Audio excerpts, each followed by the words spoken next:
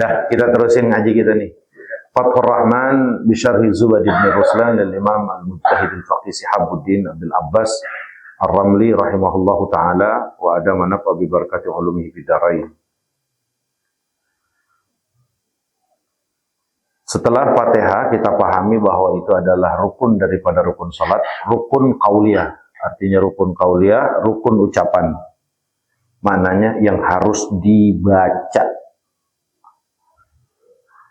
Karena bagaimana orang baca Fatihahnya diem dalam hati.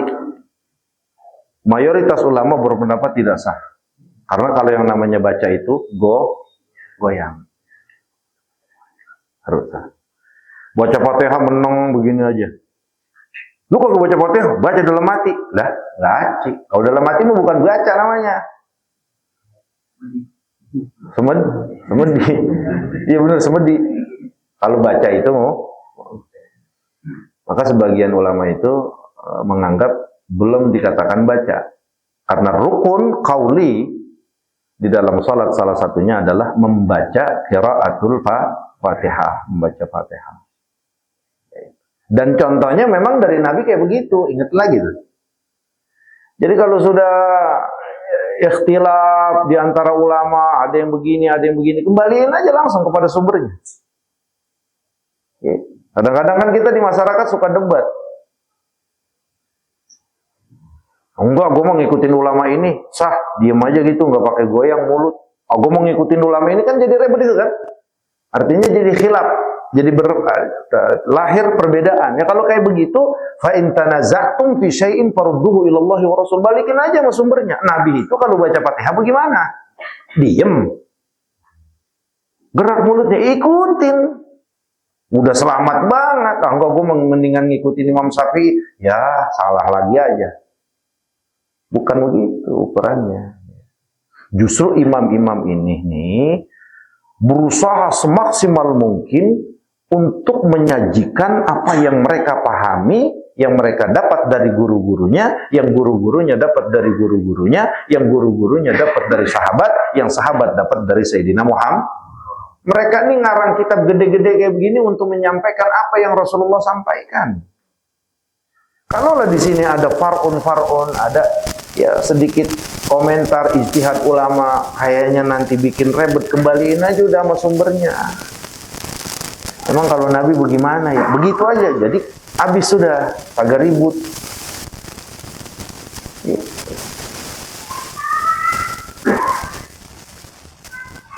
Makanya kan kata Syekh Abdul Qadir Jailani itu, watrukit ta'assuba, usahakan tinggalkan yang namanya fanatik. Karena fanatik itu akan membuat kita banyak berbicara kepada hal-hal yang enggak penting. Yang akhirnya menghambat wusulina ila rabbina, menghambat sampainya kita ke Allah.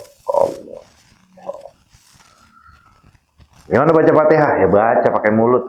Bismillahirrahmanirrahim. Alhamdulillahirabbil alamin. Arrahmanirrahim. Maliki yaumiddin.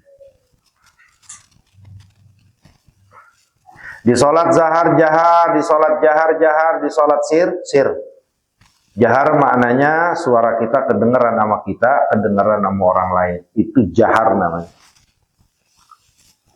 Bismillahirrahmanirrahim. Alhamdulillahirabbil alamin. Bapak dengar enggak, Pak? Itu namanya jahar.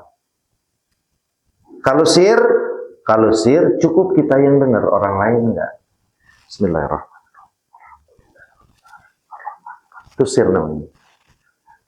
Nah, kita biar punya patokan. Ini kadang-kadang salat Johor kayak salat subuh.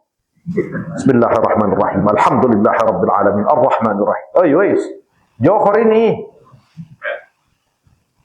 Benar enggak? Makanya kalau orang ngaji, selamat Pak Muhammad. Benar enggak Bang Sob? Iya. Bang Ipul ini lagi tendernya lagi macet. Kita doain biar rezekinya berkah. Rezekinya berkah tanpa harus ada yang meninggal. Karena kalau kita doain dia, ngeri Bangmu. Biar laris kerjanya, meninggal semuanya orang. Makanya kita doain rezekinya makmur tanpa harus ada yang meninggal.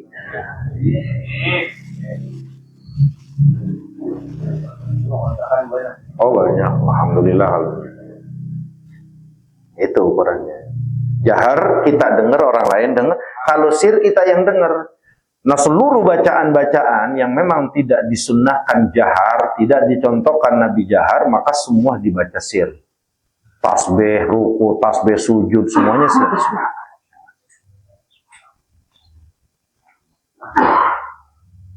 Nah kemudian termasuk rukun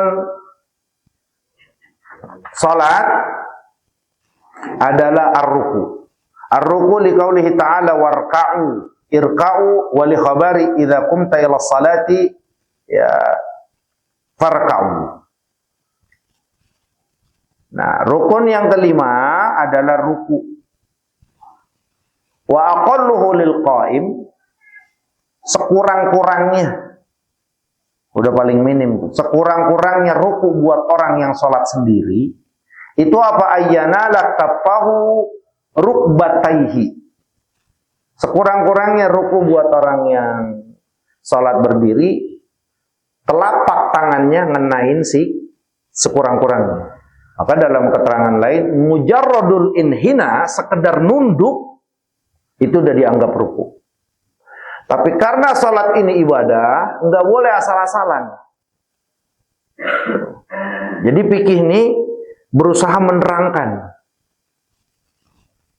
agar kita mendapat kemudahan memahami agama. Ingetin, fikih ini siapapun yang ngarang itu adalah untuk memudahkan kita memahami agama yang datangnya dari Allah dan Rasul. Kalau ruku sekedar nunduk begini aja udah dianggap ruku. Ukurannya telapak tangan nyampe sih. Contohnya bagaimana? Nih, maaf bang, maaf. Begini aja, itu udah dianggap ruku kita. Tangan kita ngampleh begitu dia. Tangan ngampleh itu udah ruku. Tapi karena ini ibadah, sebagaimana yang ditetapkan Rasul, salatlah kalian sebagaimana kalian ra'aitumuna usalli, sallu kama ra'aitumuna usalli, atau sallu kama ra'aitumuni usalli. Salatlah kalian sebagaimana kalian melakukan salat, maka rukunya enggak boleh asal-asal. Allah, lihat. Akbar. Jangan di sini. Jangan di sini, kecuali memang dengkulnya lagi bisul. Orang kampung. Jarang makan durian kagak ngajak-ngajak begitu. Bisulan penuh di sini. Ya kan? Akhirnya megang di sini enggak apa-apa. Oh iya, kalau apa kemari-mari mengen-mengenin kopi, guru dipengen-pengenin. Di Gudi kemari nih. Nah, sini nih. Lihat posisi belakang, maka dalam riwayat yang lain itu, Nabi kalau ruku, pundak Nabi, belakang Nabi, andai diletakkan ketel-ketel itu nggak jatuh. Ulama ini memberikan pengertian rata pundaknya Nabi. Tek, lihat, oke? Ini pertama nih, perhatiin. Yang kedua, posisi muka nggak begini, nggak begono, tapi posisikan pandangan mata ke arah sujud begini. Tuh. Tangan bukan hanya sekedar ngeletakin, tapi kalau dalam kondisi sehat, ya letakkan seluruh beban berat badan kita pada lutut. Maka dalam riwayat itu, sallallahu alaihi wasallam Muhammad saat ruku, seakan-akan tangannya itu mencengkram dengkul. Tuh, begitu. Bukan begini, begitu. Kecuali udah ngampleh. Megang begini, letoy kan payah ya. Itu biasanya yang ya itu dah tuh paham deh. Ya kakinya begitu tuh. Lurus kakinya begini, begini. Kecuali kan kita nggak bisa kalau sholat jamaah kayak di Mekah ini keluar gitu kan. Nah, maka kita posisinya kayak perempuan. Karena kalau begini pasti kena orang nih. Nah, makanya kalau dalam mazhab Imam Syafi'i itu yang membedakan kita dengan perempuan itu saat lagi ruku dan sujud. Nah, kalau kita keluarin laki tuh, oke? Kalau perempuan nah, sujud kita keluar, perempuan ke dalam. Nah, ini ijtihad dari Nass alaihi Syafi'i rahimahullahu taala bahwa dengan ke dalam dia akan lebih tertutup untuk wanita. Biar nggak ngampleh. Apalagi bahasa kantong wewe kan. Bangmu mau paham udah udah begini nih. Oi. Bacaannya Subhana Rabb. Fa iza raka'ata fasabbih bismi rabbikal azim. Rasulullah merintahkan kalau ruku tasbihlah, sucikan Allah. Nah, maka bacaan yang ditetapkan ya dalam mazhab kita Subhana Rabbiyal Azimi. Ya. Sujudnya? Iya nanti. Nah, belum sujud. Ini udah ngampleh duluan Bang Mo makanya gitu. Paham nggak kira-kira? Jangan. Iya, emang harus rata. Oh, Bapak selamat. Oh iya, kecuali memang udah penyakit. Dia mah dirinya aja memang udah begitu, udah bongkok. Lepas sujud mau diratain udah bagaimana? Nyungking, patah. Ya, makanya dia mah kalau jadi gini, ini contoh ideal. Contoh ideal yang paling sempurna yang dicontohkan Nabi. Itu. Makanya Nabi mah 63 usianya meninggal. Coba kalau Nabi usianya sampai 100 ngalamin penuaan. Enggak, makanya Nabi itu kan dari mulai 25, 30, 35, 40, 45, 50, Nabi nggak berubah badannya. Badannya nggak berubah, wajah mulianya nggak berubah, kagak berubah. Kayak kita kan asal udah mulai 50 kisut. Apalagi, bener nggak? Ya Bang Jani, waktu lagi 30 tahun, merah mukanya. Orang senderan mulu di iya. Orang senderan mulu pisang. Lagu apaan tahu? Iya, kalau kita tahu di orang depan belakang rumah kita. Orang waktu itu cuman belum kenal namanya Bang Jani. Udah mudah-mudahan diampunin kita semuanya. Tuh begitu. Subhana Rabbiyal Azimi. Nah, terus tasbihnya berapa? Yaqulu al-Imam An-Nawawi wa aqalluhu ay aqallul kamali 3 tasbihat. Kalau yang paling dikit tapi udah masuk kategori sempurna, ya itu adalah 3. Imam 5. Itu pembatasan apa? Pembatasan buat sholat jamaah. Karena imam itu kagak boleh lama-lama. Jangan mentang-mentang tasbih boleh berapa aja imam pakai baca 100. Subhana rabbiyal azim wa bihamdillah. Imam gua kayak atau gimana ini kan? Baca 5 biar makmum bisa 3. Gitu. Orang kita orang zaman sekarang emang begitu, cecegukan, nggak boleh imam lama dikit. Lama amat katanya sih, lama amat. Padahal ukuran cepat yang Nabi katakan, idza amma ahadukum falyukhaffif, apabila satu di antara kalian menjadi imam, cepetin. Itu cepatnya bukan ukuran hawa nafsu kita. Tapi cepatnya yang mengenahi semuanya rukun sunnah Kalaulah surat sabihis yang dibaca itu aja masih komplain orang kita mah, orang kebangetan lagu.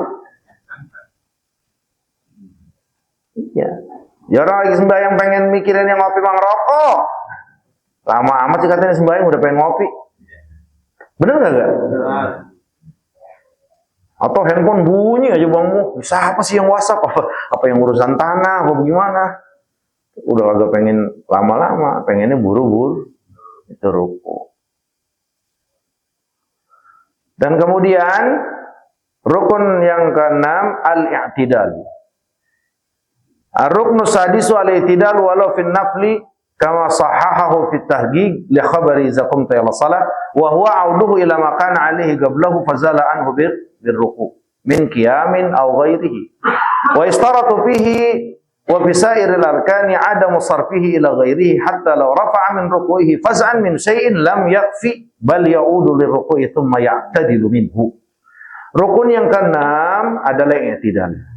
I'tidal itu apa? Kembali kepada posisi semula sebelum dia lakukan amal tersebut. I'tidal itu termasuk rukun, baik di sholat wajib ataupun sholat sunnah. Ruku kita, maaf ya. Yang begini Pak, belajar sholat, maafin. Kita juga waktu lagi belajar sholat, guru kita ngajar ini begini, bukan timbang mulut doang. Ini ya, Subhana rabbiyal azimi wa bihamdi. Sami Allahu liman hamidah. Semua rukun itu ada i'tidal namanya, bangun dari ruku. Dan semuanya rukun itu ada thama'ninah. Makanya pada saat kita ruku, kata Imam Nawawi, sekurang-kurangnya dia dianggap ruku, kemudian rukun selanjutnya thama'ninah, ya, seukurannya dia membaca satu tasbih. Allahu Akbar. Subhana rabbiyal azimi wa bihamdi.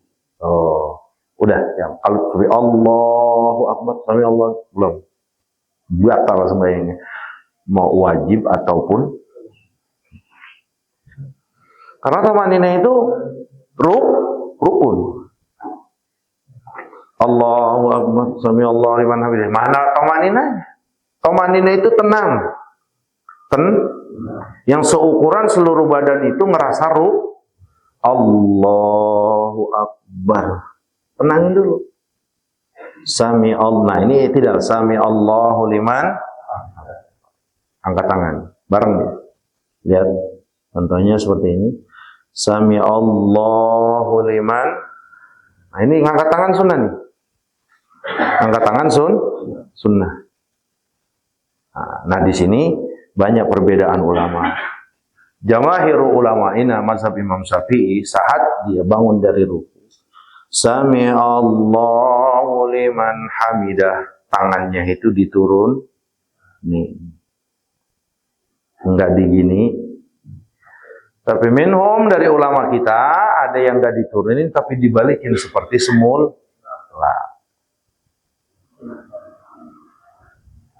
Kalau kayak begini bagaimana? Ya udah balikin aja sama kebiasaan kita.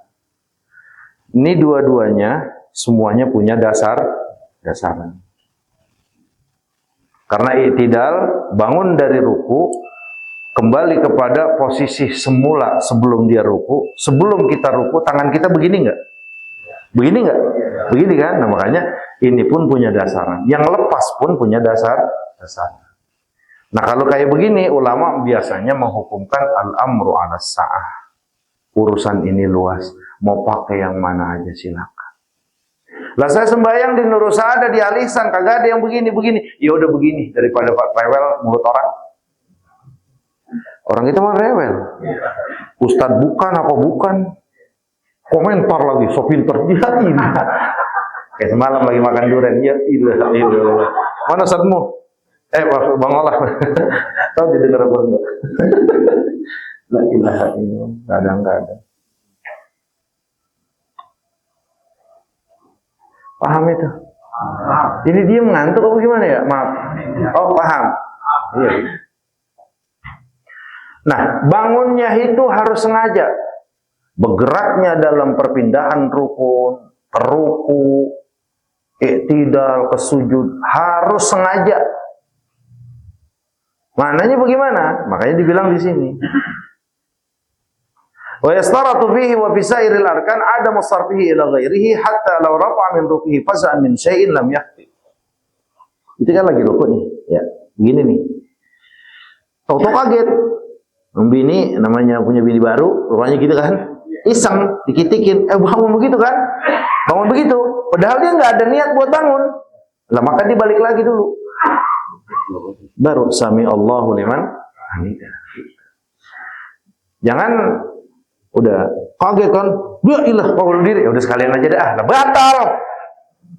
Paham maksudnya? Jadi bangun dari rukunya juga harus memang niat, memang dia sami Allah liman hamidah. Kalau satu ketika masih ruku dikagetin toto, ya ilah illallah kan gitu ya. Udah sekalian nggak usah balik lagi ya, batal semuanya. Maka dia harus balik dulu, udah balik baru sami Allahu liman Ai amaluhu bigasdin, ai fi'luhu bigasdin. Ya, ngelakuinnya harus sadar.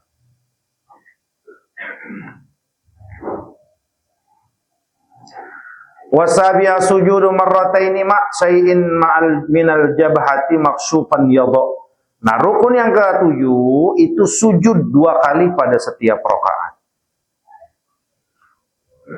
Wa aqalluhu ayyadha syai'an min jabhatihi maksufan ala masjadihi li khabari idza sajadta famakkin jabhataka. Rukun ke-7 adalah sujud. Sekurang-kurangnya dia letakkan sesuatu dari bagian jidatnya yang tidak tertutup oleh apa-apa ya di atas tempat sujud, sejadah, tanah, rumput atau ubin atau pasir, terserah. Emang boleh sholat di rumput? Boleh, selagi rumputnya nggak ada tai kucing. Di atas pasir kagak pakai sejadah, boleh, asal nggak ada tai kucing. Di tanah lapangan bola boleh.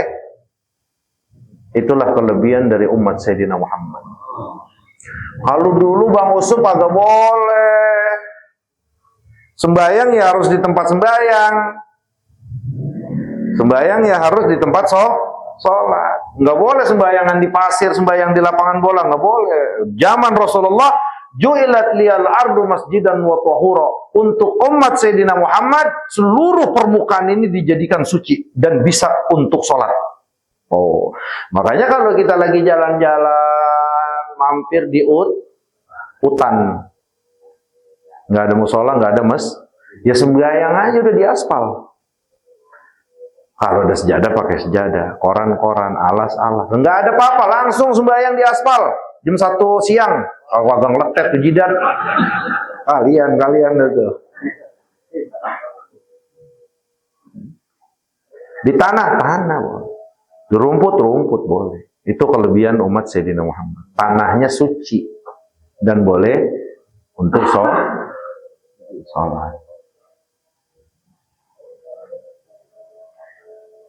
Terus satu riwayat dari Nabi kita, kalau kamu sujud pamakin jabhataha.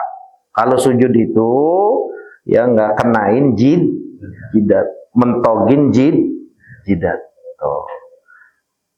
Walatan kurnakron, jangan kayak ayam matok empan.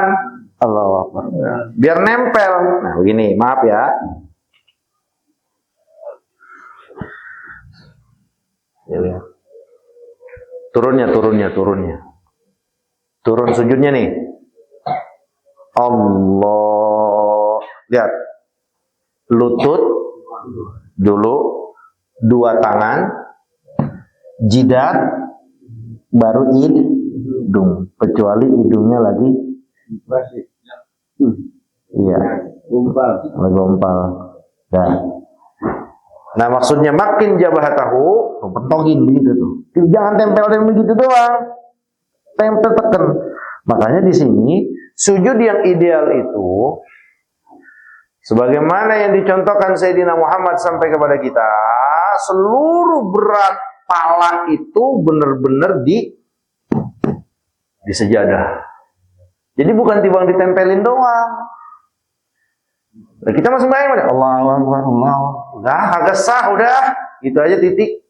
Lalu belagu amat, standarnya kita punya standar, bukan so tau so alim, bukan. Lu kagak sesuai standar yang dicontohin sama Nabi, lu bagaimana bener ibadah lu? Bener gak lu? Allah, dah kayak terawih, gimana itu? Bener 20 rakaat, cuman kayak jet, buah. Ya, mendingan ngopi. Lu mendingan ngopi sambil baca selawat, jelas ada pahalanya, bener kagak? Yang begitu lu main-mainin. Lu ibadah siapa yang lu ikutin? Ibadah tuh ngikutin Nabi, bukan ngikutin segala kunyukutan. Emang ibadah ngikutin siapa akhirnya? Gue mau ibadah ngikutin Haji Ahmad aja, mampus masuk neraka. Ibadah ngikutin Nabi. Lah itu kitab-kitab ditulis sama ulama, tujuannya biar kita bisa ngikutin Nabi, bukan fanatik sama yang ditulis. Zaman sekarang kan begitu, ulama-ulama nulis kitab itu, kitabnya difanatikin. Bukan, ini kitab mereka tulis untuk menghantarkan kita kepada Allah dan Roh. Kalaulah kita pikir tentang sholat itu, ditulis agar kita ini bisa sampai kepada sholat yang dicontohkan Nabi. Allahu Akbar. Taruh tuh, apa namanya, pala, jidat pala. Makanya di sini diterangkan, andai ada kapas atau jenis sejadah empuk itu mendem. Berarti kan benar-benar diletakkan berat kepala itu di tikar atau di kotipa, di permadani. Jadi bukan hanya sekedar nempel, tekan, bukan ditekan, letakin berat aja. Paham? Ya? Tangan jari-jari. Nah, jarinya rap. Tuh. Jarinya begini. Masih ada yang begini, sudah begini. Begitu. Tuh. Ya mengkang makan jelek. Itu ngapain orang mau negrep? Gitu.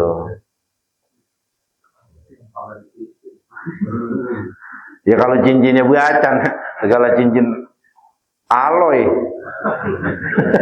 dipamerin. Benar gak? Paham kira-kira? Itu sujud dulu ya. Jadi makanya di Rasulullah SAW, umirtu an asjuda ala sab'ati arabin. Kata Rasulullah, aku diperintahkan saat sujud untuk meletakkan 7 anggota tubuh. 1, hitungnya dari kaki. Nih. 1, 2, 3, 4, 5, 1, 2, 3, 4, 5, 6, 7. Dan ini harus maksub, nggak boleh begitu, nggak boleh terhalang Makanya kalau peci sembahyang begini Pak, kalau orang Betawi itu bapak saya dulu, peci sembahyang begini, naik. Kalau peci jalan begini, ini peci genit namanya. Kalau peci main gaplek, enggak ada itu enggak. Paham gitu? Emang begitu? Iya Pak ya. Iya, makanya orang Pondok Gede pakai peci hitam itu cakep-cakep. Abang itu tuh abang Bang Wawan mariin. Kalau kagak sembahyang begitu, kalau cara pakai peci putih, peci hitam terus gitu. Terus kalau orang Betawi,